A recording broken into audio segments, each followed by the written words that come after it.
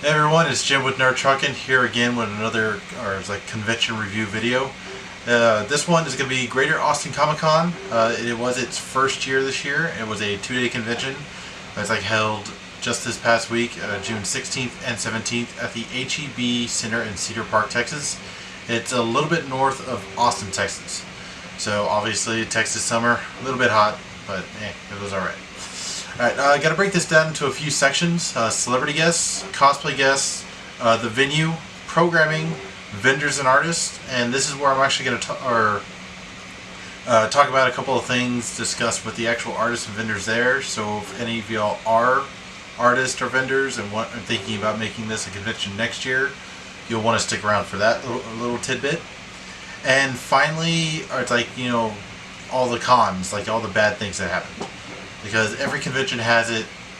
If it doesn't, then I don't know. You have a miracle convention.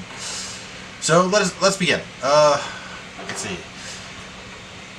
This year, it had a very good celebrity guest list. It was actually very well-rounded. Had something for had a little something for everyone.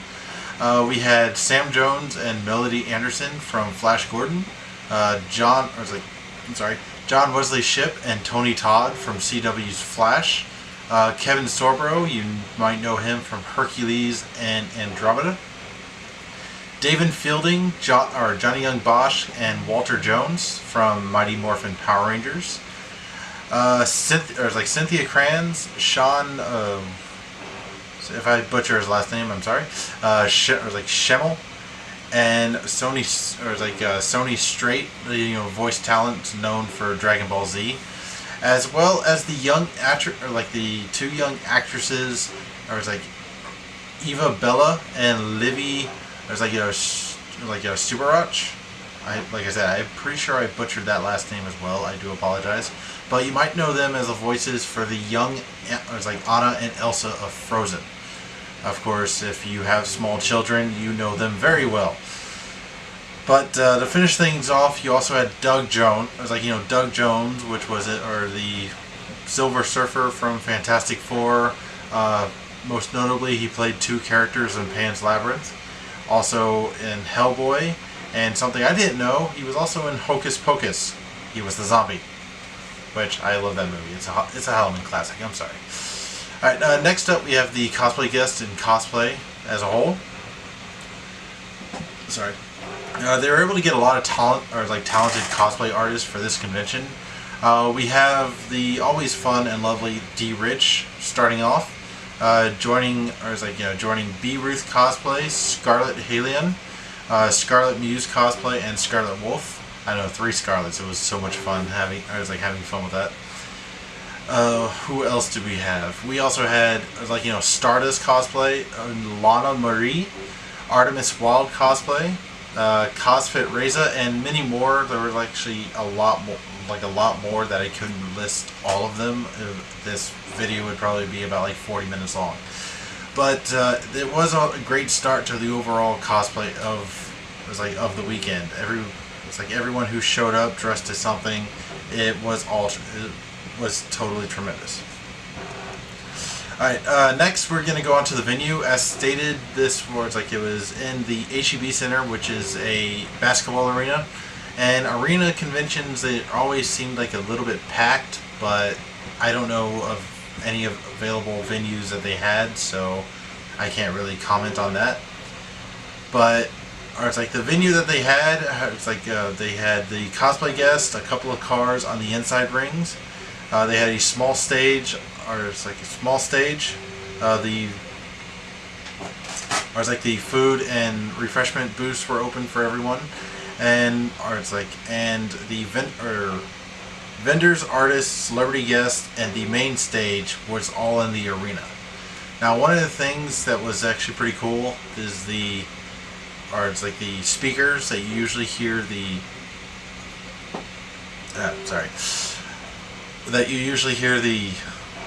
announcements going on, so you can actually still know what's happening in the game, was blasting a mix of 80s and techno, which was really cool, being able to listen to Billy Joel's Uptown Girl, followed immediately by Daft Punk's One More Time.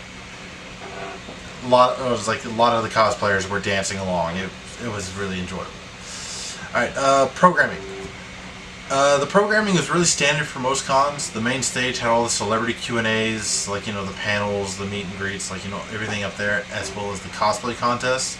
There was also a smaller stage, it was like in the outer ring of the arena, that had that had panels like a makeup tutorial, being able to sit down and talk with all the like a lot of cosplay guests, ask them questions, droid building, how to get into online gaming as a profession, things of that nature.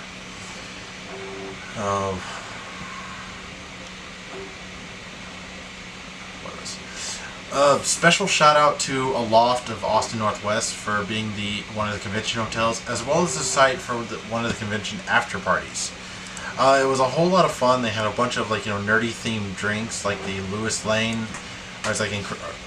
Incredible Hulk, and Kryptonite, all themed around or it's like the type of rum and things that were mixed in it. They also had cosplayers show up. Lots of people from the convention. A couple of the celebrity guests made an appearance. We had a cosplay contest going on there. It's like cosplay contest, or artist sketch off, which a bunch of artists surrounded a cosplay model, and they had 6 minutes to just sketch as best they can, as much as they can. Got some really good sketches for a lot of the artists, artists and models that decided to do it. Yeah. So, and ultimately, it was a whole lot of fun. The hotel was really clean. It was affordable. Had a lot of things on site for you. So I'm actually glad that they decided to pick it, and hope they pick it again in the future, which I believe they will. But I can't, or it's I can hope. But I can hope. Artists and vendors. They had a very good mix of artists and vendors selling a variety of items. From fishbowl aquariums with Pokemon in them, knit hats and plushies, a few comic book booths, a sports memorabilia stand, Lego toys, pops, collectibles, wooden kits that form 3D models, and what else? They also had the standard protective sleeves for pictures. They actually had a booth that had autographed pictures from other celebrities, as well as more photos and things that you could get autographed from the celebrities that were there, and a wide variety of talented artists that ranged in mediums from digital art to oil paintings. So they had a good variety of everything,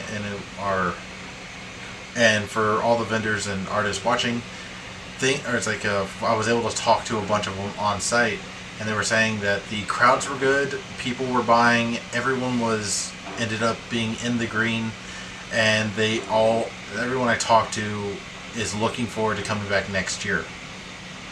So hopefully you'll keep that in mind when choosing conventions, and keep Greater Austin, Austin Comic Con, in your head for next year.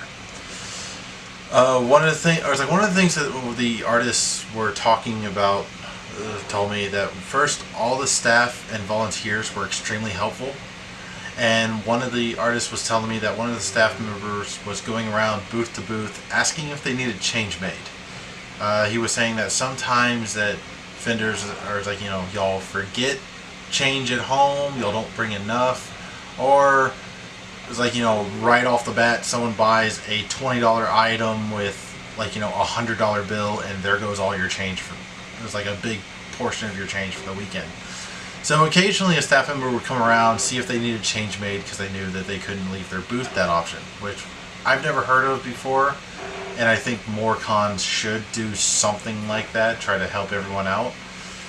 But yeah, or they said they were looking forward to coming back.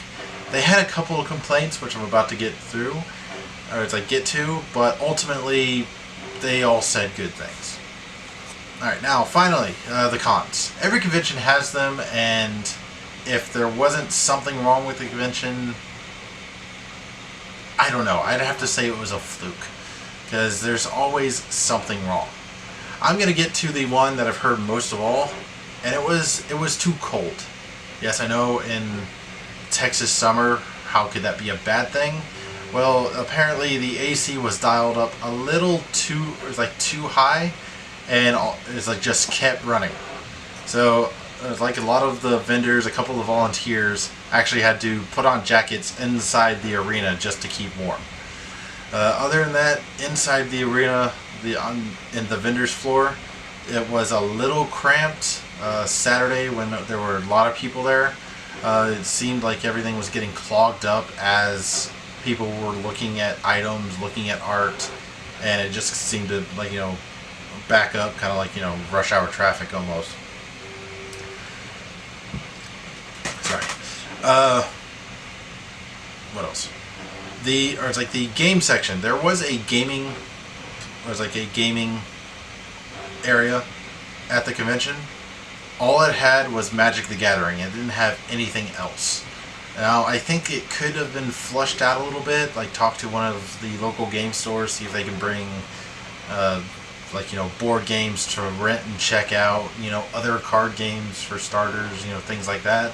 But this one only had like Magic the Gathering and Magic the Gathering tournaments, so it just seemed like it could have been done a little bit better.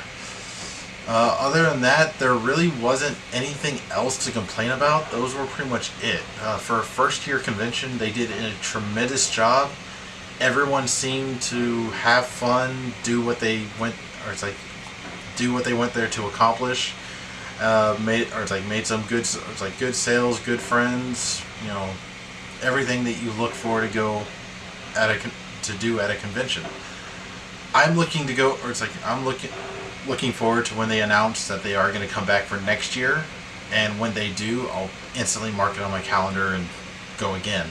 I'm hoping that this becomes a yearly thing for me, and I'll keep reviewing every year that they have. So, thank you for watching.